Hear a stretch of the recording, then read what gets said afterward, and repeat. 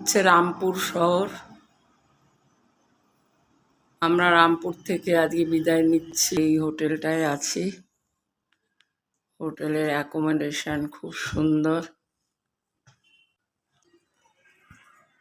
এই হচ্ছে হোটেলের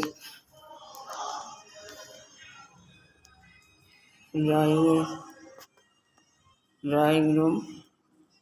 এখানে বসে পাহাড়ের দৃশ্য দেখা যায়।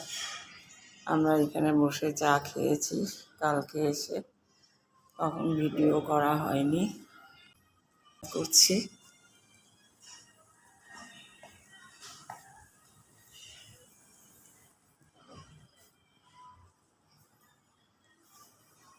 চণ্ডীগড় যাব, আপনাদের জানাবো, সঙ্গে নিয়েই যাব।